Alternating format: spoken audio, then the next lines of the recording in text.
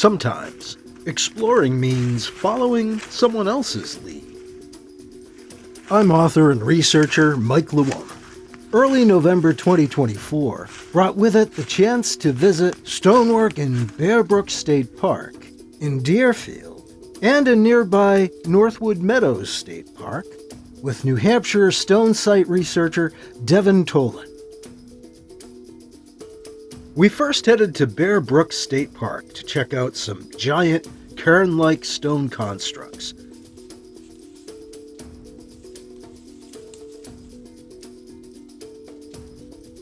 OSL, or optically stimulated luminescence, dating, done on one of the stone constructs here, produced a date of 1740 plus or minus 20 years.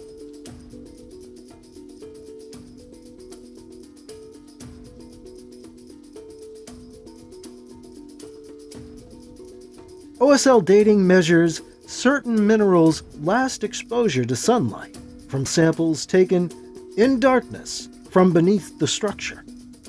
So this isn't necessarily an origin date, as it could be the date of last disturbance or maintenance. Either way, even a late 1760 date precedes the documented improvement, the agricultural use, of this land by over 30 years.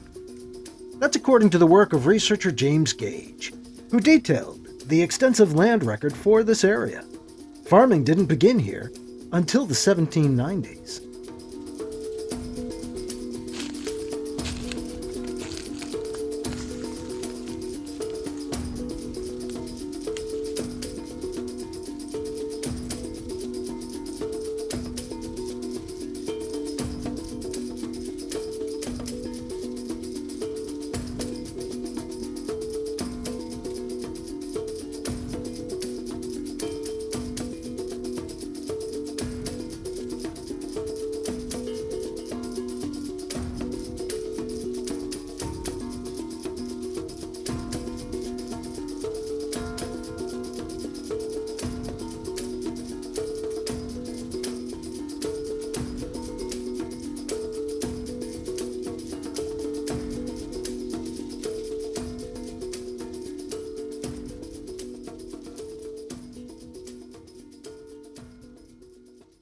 It's hard to capture the size of these cairn-like stone constructs on video or in pictures. There were several in this area, almost equally spaced apart.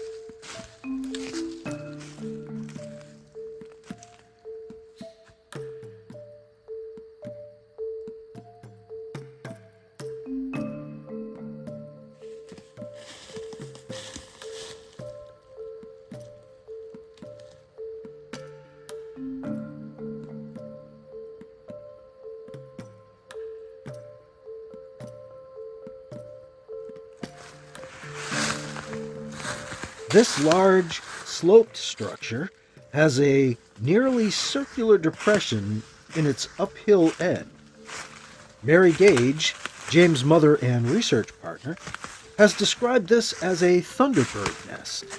An interesting interpretation.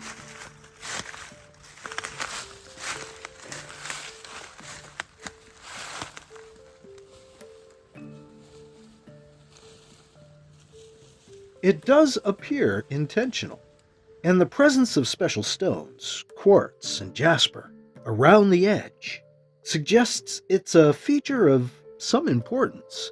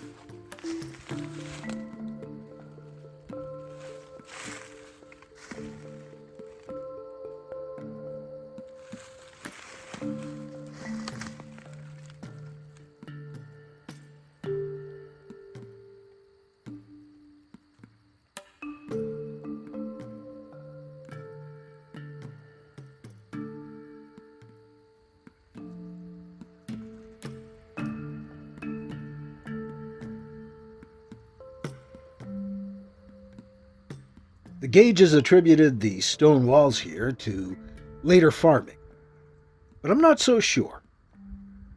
Some of the work appears older, with designs seen in other possible indigenous stone rows incorporated here as well, such as surrounded stones.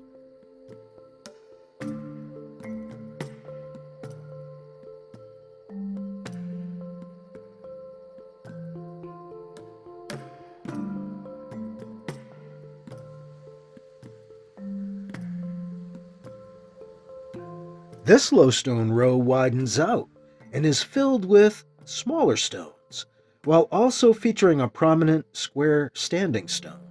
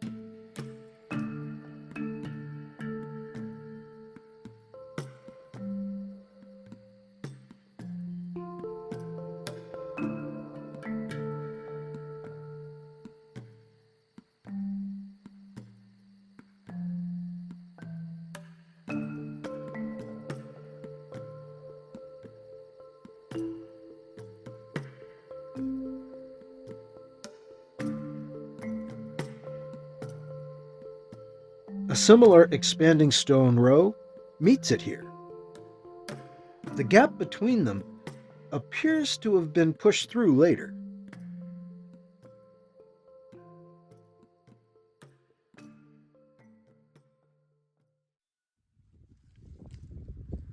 This bedrock outcrop is built up on its sides with stacked stones.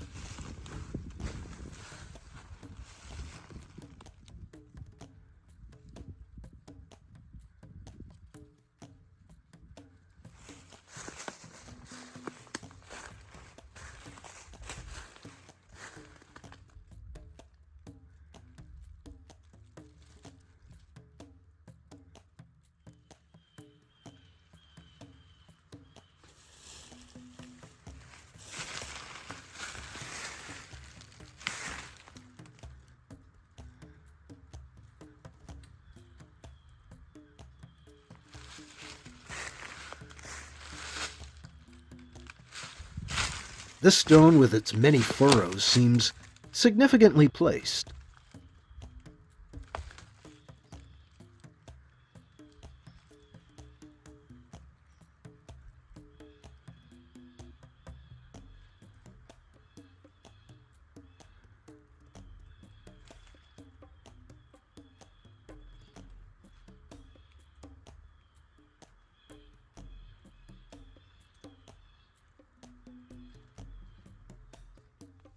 Some stones create an extension off the side of the outcrop.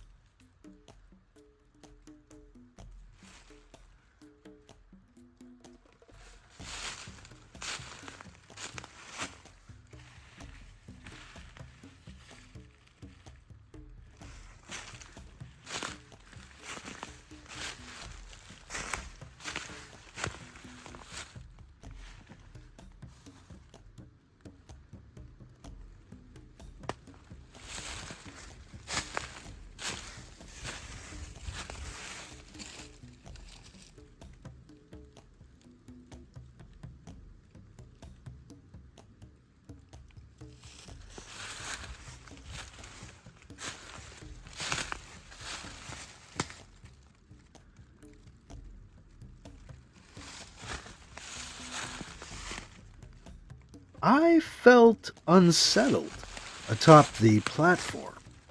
As I noticed the possible stone prayers around me, I wasn't sure I should be up there. An odd feeling, to be sure.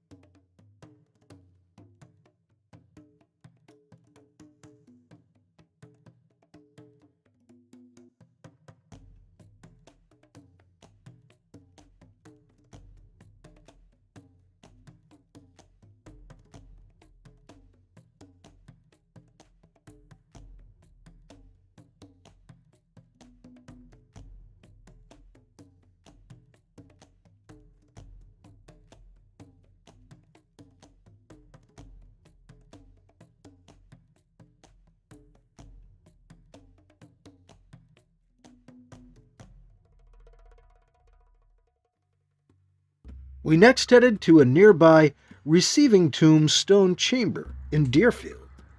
Its location had been lost to time until Devon tracked it down based on old references and the recollections of locals, and he secured permission from the current landowners to visit.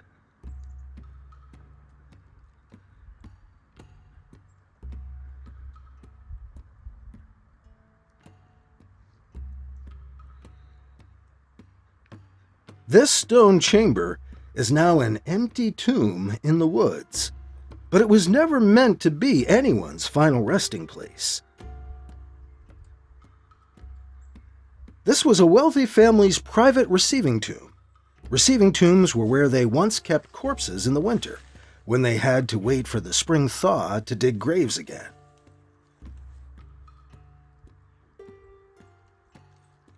Having such a permanent structure built for such a temporary purpose was apparently a sign of opulence back in the day.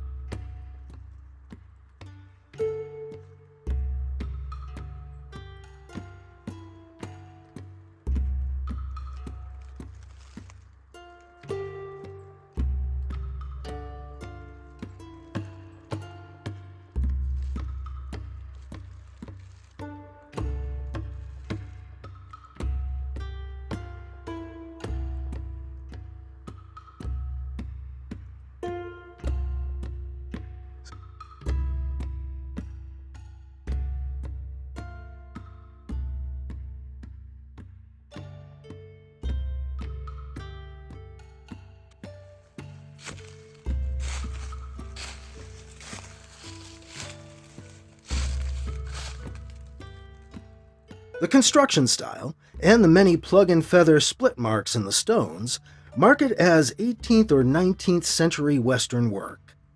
But local lore has it that the tomb was built out of what was originally an Indian cave.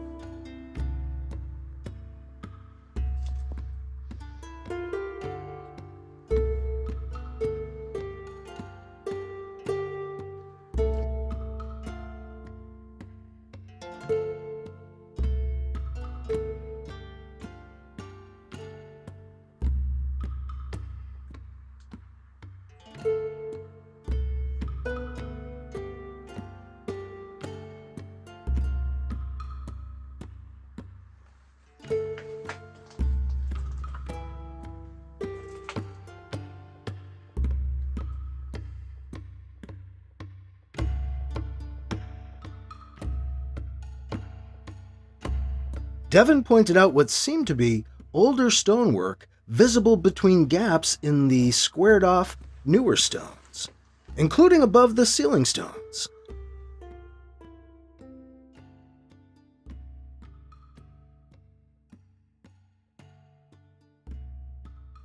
These don't even seem to be load-bearing, splitting as they sag, and now held up by these pillars. It is almost as if the squared-off modern stonework is a lining inside of or atop older work. It is curious that local legend attributes a deeper indigenous history to this space, one we may see evidence of between the stones.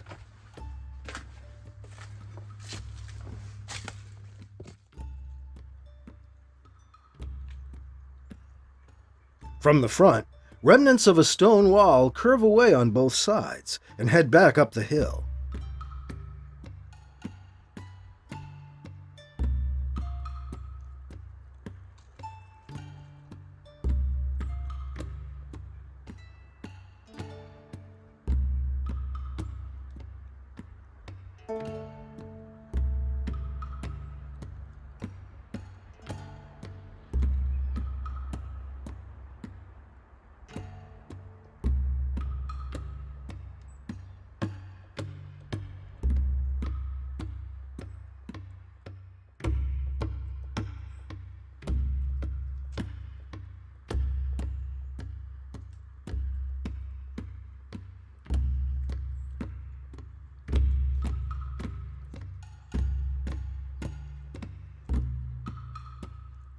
On top of the hill, the stone walls turn corners, head toward each other, and meet at this gateway.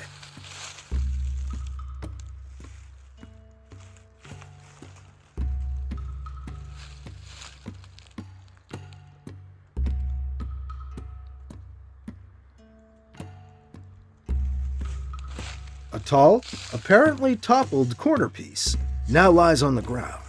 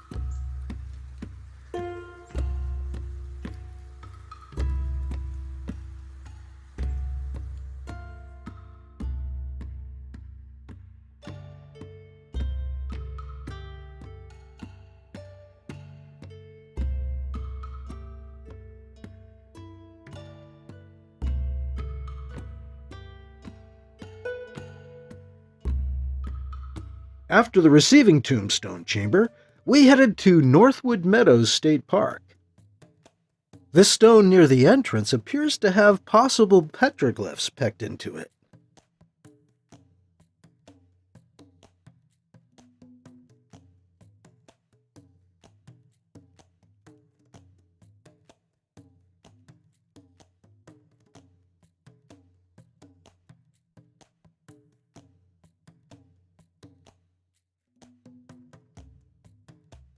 According to Devon, this is the first in a line of stones leading through the woods back to the old Rockshelter we'll see in a bit. Though we won't be seeing those stones as they're well off the beaten path.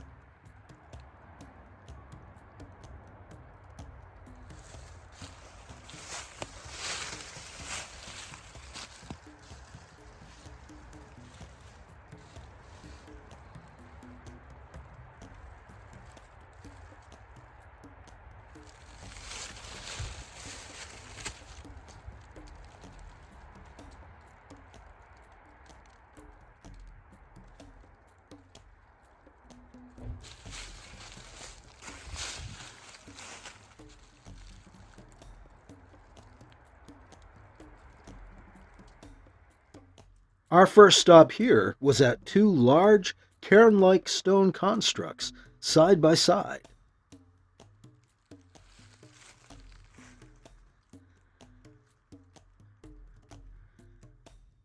There's often water flowing from beneath these, according to Devon, so they likely at least mark seasonal springs.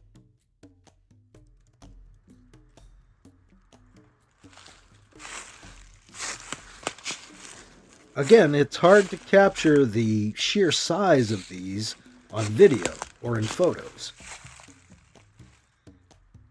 I asked Devon to stand in front as a size reference. He's a little taller than me, maybe near 6 feet. This is so big, I want some sense of frame. Do you mind getting in the picture? No, absolutely, man.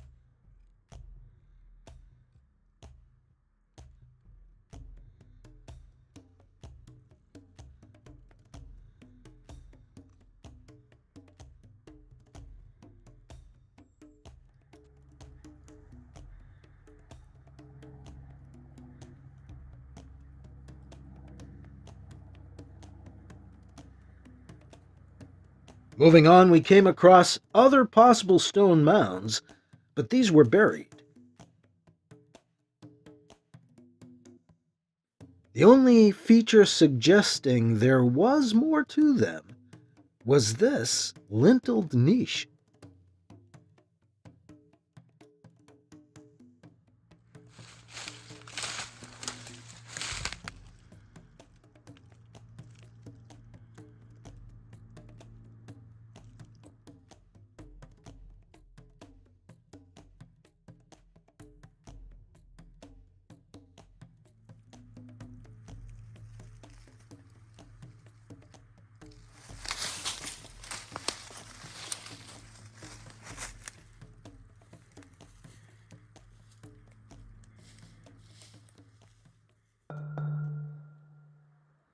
Devon tracked down this ancient modified rock shelter in the park based on old reports.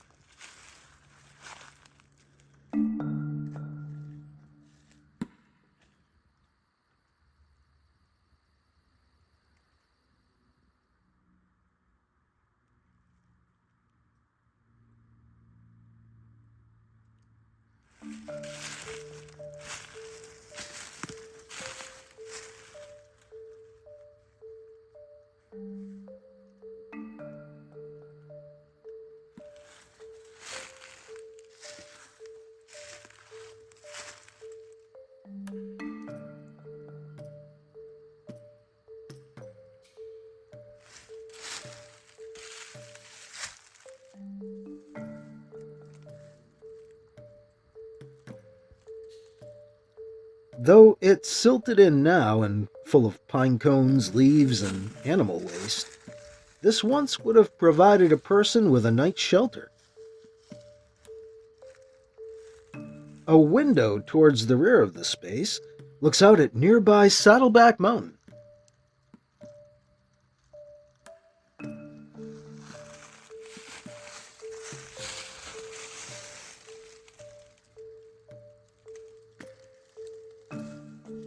Humans have been using rock shelters for as long as we've been human. Indigenous people in the Northeast were modifying their rock shelters with stone at least 4,000 years ago. A 4,000-year-old stone wall was found in a rock shelter in Marlborough, Massachusetts in the late 1970s in Flag Swamp.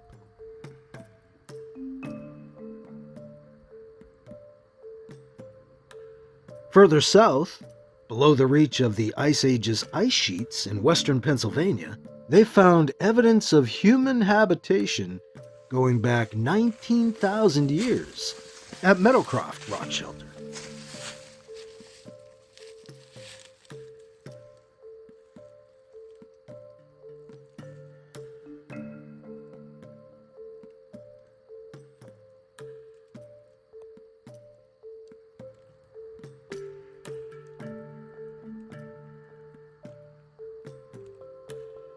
I don't believe any research has yet been done to determine the age of this modified rock shelter. It may be a good candidate for an archaeological dig.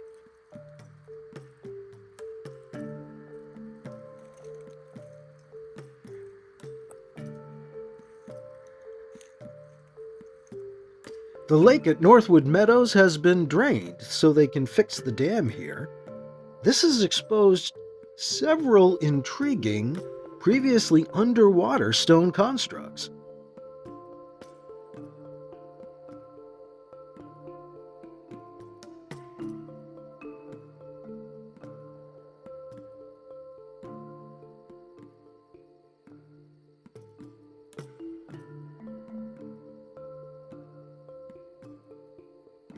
These may have been built or piled up to warn boaters of hazards below the surface, but this lake isn't used for boating.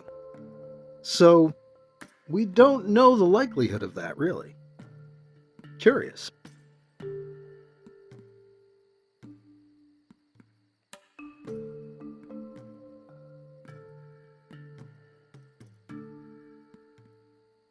A big thank you once again to Devon Toland for guiding us to these unique stonework sites around South-Central New Hampshire.